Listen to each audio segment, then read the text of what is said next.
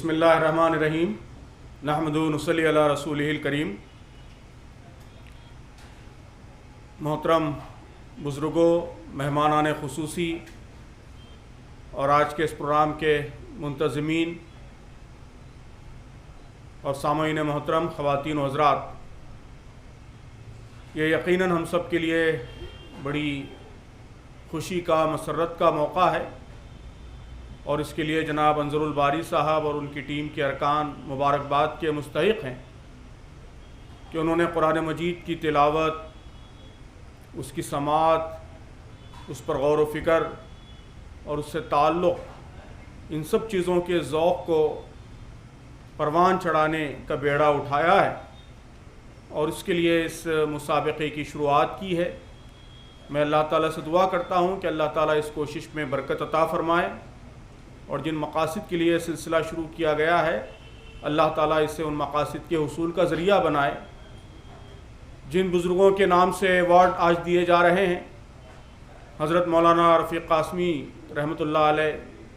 مولانا جلال الدین انصر عمری رحمۃ اللہ علیہ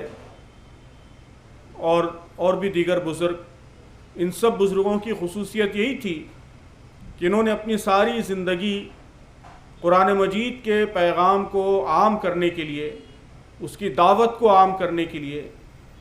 اور قرآن مجید جس طرح کا معاشرہ چاہتا ہے اس طرح کے معاشرے کے قیام کے لیے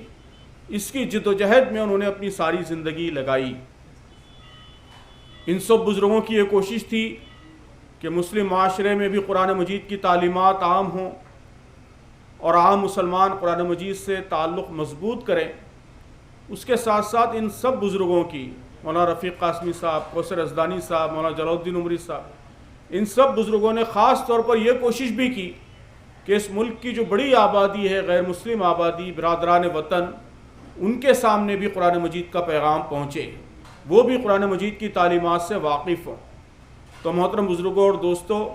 قرآن مجید کا یہ ہم سب پر حق ہے، ہم سب پر قرآن مجید کا حق ہے کہ ہم قرآن مجید کی تلاوت کریں، زیادہ سے زیادہ قرآن مجید کو سنیں، اچھے قاریوں سے سنیں۔ یہ بھی قرآن مجید کا حق ہے کہ اس کو سمجھنے کی کوشش کریں، اس پر غور و فکر کریں، تدبر کریں۔ قرآن مجید کا یہ بھی حق ہے کہ ہمارے موجودہ حالات میں قرآن سے کیا رہنمائی ملتی ہے،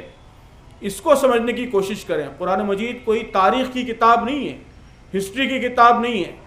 کہ صرف ہم یہ جاننے کی کوشش کریں کہ کون سی آیت مکے کے کس دور میں نازل ہوئی تھی، کس کا کیا شان نزول تھا۔ فہم کے لیے ضروری ہے، لیکن جو اصل ضرورت ہے وہ یہ ہے کہ 2025 میں دلی میں، ابوالفضل میں،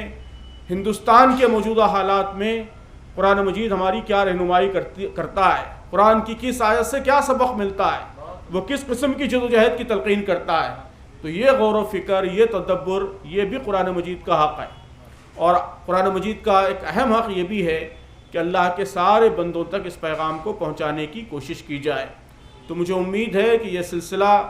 جو ہمارے دوستوں نے شروع کیا ہے وہ قرآن مجید کے ان سارے حقوق کو ادا کرنے کی ایک مضبوط تحریک معاشرے میں برپا کرے گا اور ہم سب ان حقوق کو ادا کرنے کی طرف متوجہ ہوں گے۔ اللہ تعالیٰ اس کی توفیق عطا فرمائے۔ میں شکر گزار ہوں کہ انہوں نے مجھے اس موقع پر یہاں